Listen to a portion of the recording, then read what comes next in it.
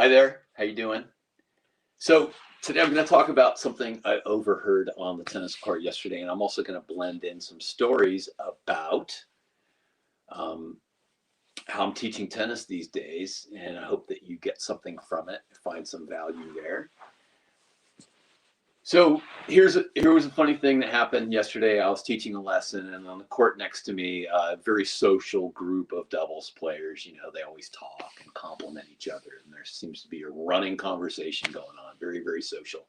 So, um, so it was mixed doubles, and one lady, hits really an amazing shot and makes the perfect play, and her her the rest of the foursome, stop and compliment her. And she said this: I've had so many lessons in my life, and I occasionally remember what to do. All right, so think about that for a second.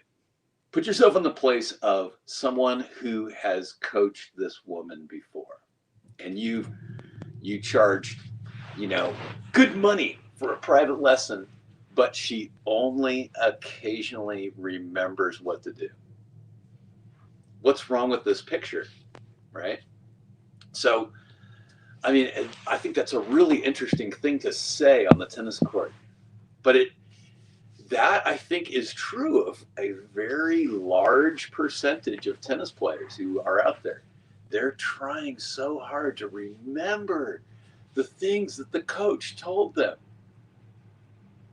right? I mean, so it's a really interesting thing. So I see I have four people watching. If you want to put something in the chat about, say hello. If you have a question that pops up, I'm going to be on for maximum about 15 minutes right now. Right now I'm 2 minutes in. But so so she says, I'm trying to remember, but what does that indicate about the training? She has not gotten to a place of automaticity, of being able to instinctually play tennis and do the right thing.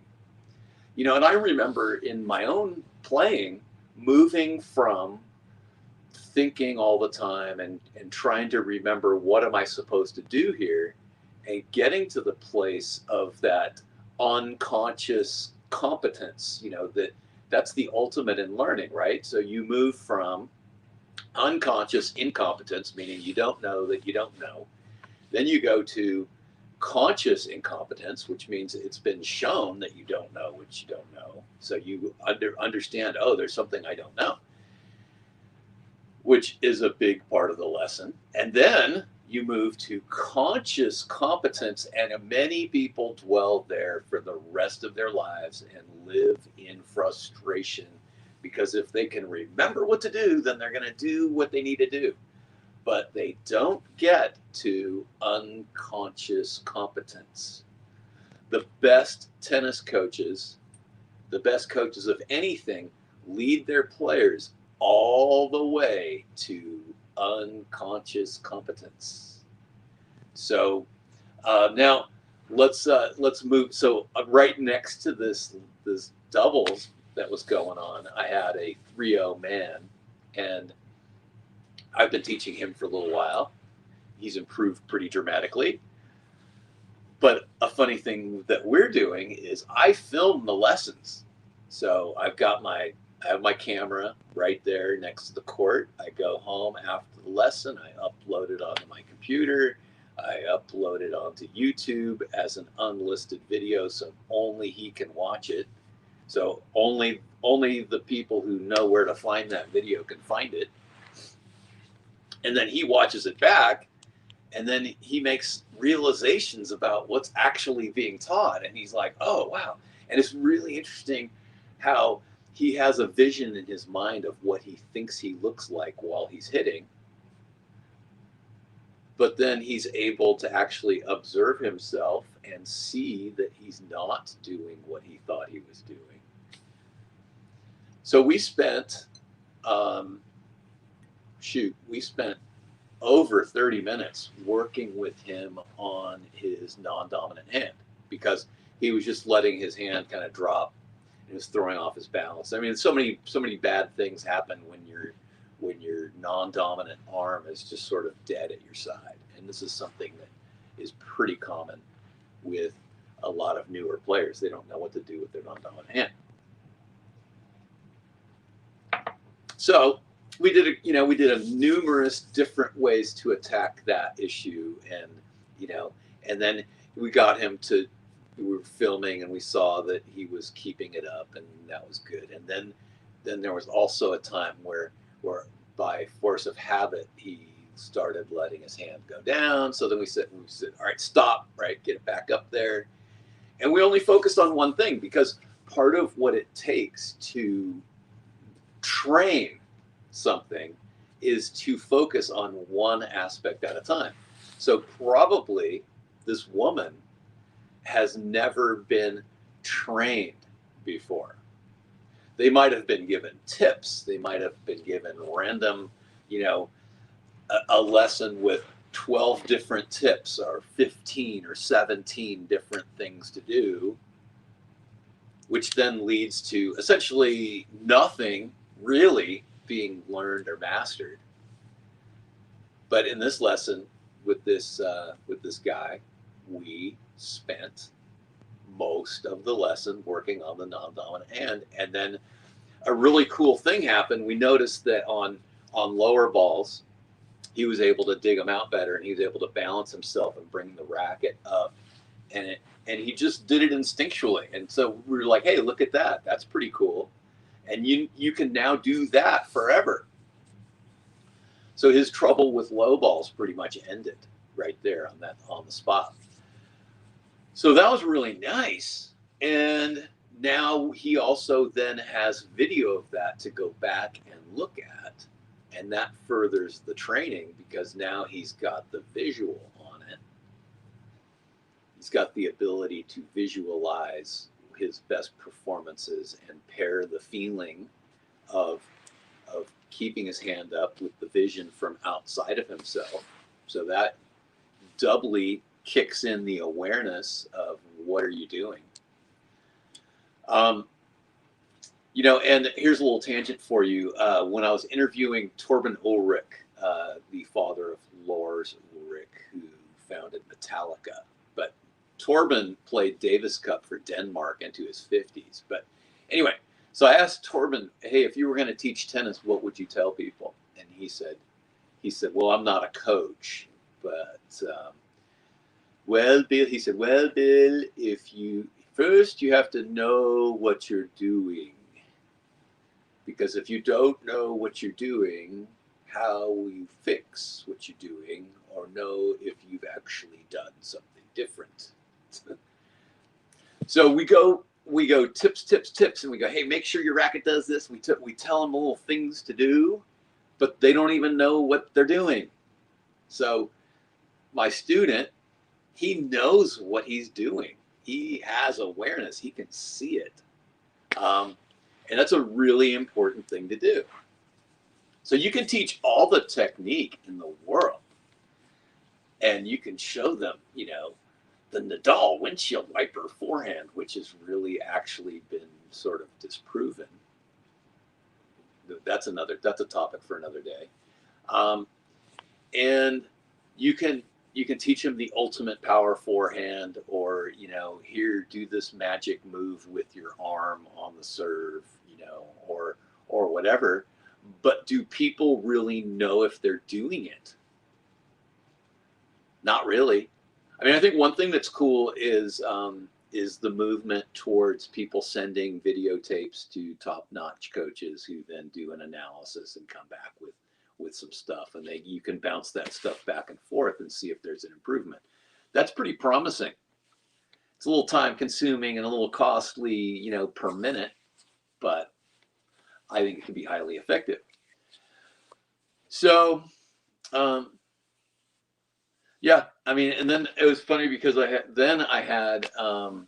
my guy in his 70s, and he's like a 3.5 at maximum, maybe a 3.0, but he wanted me to teach him a topspin lob.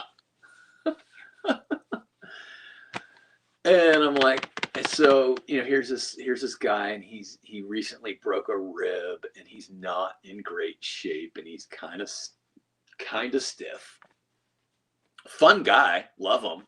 I mean, we have a great time on the court. We argue a lot, and he's really smart, and he makes fun of me.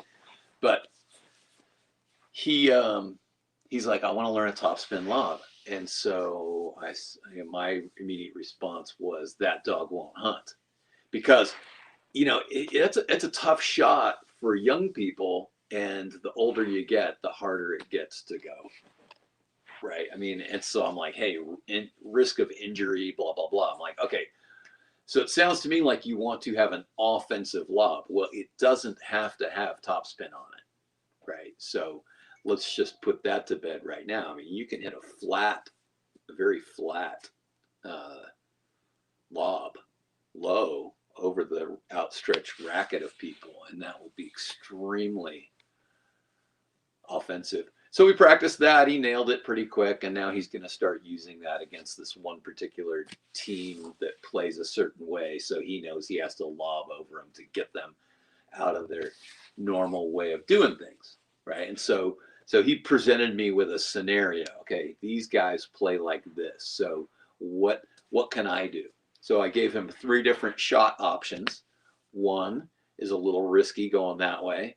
One is safer, but maybe less effective going this way. And another one is highly risky, but is a really good change of pace, and you can catch people off guard, blah, blah, blah, right? So we got a little practice in there. He understood what he needed to do, and we got him to be competent at those shots within a live ball situation. So we'll see what happens. And he's going to come back to me with some feedback, and we'll probably make some adjustments. So then here's another one. I just recently, Friday, I had some 12 and 13-year-old boys who came to me. And so this group of 4 all of a sudden is going to start semi-private lessons together. So it's first lesson with 12 and 13-year-olds. And I'll tell you what, you have to capture those kids quick, because you don't want it to be boring. That's the last thing you want to do, right? So I told those guys, all right, hey, have you had lessons before? Warm up a little bit. I want to see you hit. And they're rallying, and they've obviously got some skill, but things are a little rough. So I was like, all right, guys, come up. Here's what we're gonna do. Every time I stop and talk to you, I'm gonna set my timer for 1 minute. So my promise to you is I'm never going to lecture for more than 1 minute. Is that okay? And they were like, yeah. I mean, because that's the last thing a 12 and a 13-year-old boy wants. They want to hit. They want to run. You gotta let the dogs run. So anyway. So we stopped, and we talked a little bit about contact point, because that's always my first starting point with everybody, is contact point. And then from there, then we backed up to seeing the ball come out of the racket.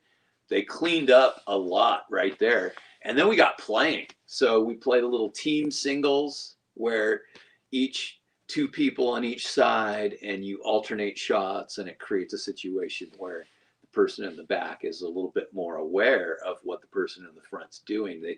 Because they're a little more stationary, they have more awareness. And then, we kind of built on that. And then, just kind of coached them as they went along. So they're playing points, and I'm like, okay, hey, why did you miss that? You missed it because of this. So if you get in that situation again, let's do this other thing next time, right? So that was fun. So we made it fun, made it engaging. They all came away with a better understanding of their contact point. We also talked a little bit about body language and, keeping your head up. So I gave them the 4 goals. And so now they know what we do in the program, which is goal number 1 is give 100% effort. Goal number 2 is enjoy the competition. Goal number 3 is show yourself strong and wise. And goal number 4 is learn from every instance. And none of those things have to do with technique per se. So I'm teaching them how to play tennis. We're working on the mental game of how to play the game, right? I mean, I could have just drilled them with forehands and backhands the whole time. We could have done, even live ball drilling, but drill, and worked on technique. But the technique is getting massaged in, and they will end up with better technique that they can use in a live situation instinctively, because they're learning to play by playing instead of learning to play by being programmed with technique and being indoctrinated into this paralysis by analysis thing. So anyway, I'm not seeing any questions or comments. I'm about ready to sign out. I'm at over the 15-minute mark. I thought I was going to be done sooner. Thanks for tuning in. So just to recap, this was all inspired by the woman who said,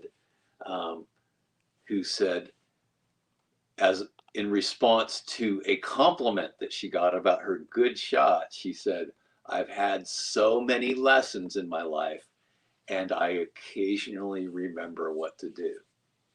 And for me, I don't want my players to have to remember what to do. I just want them to learn how to be trained to do it, and to do it almost every time. And then they'll actually understand more quickly when they're not doing it and get right back to it. Right?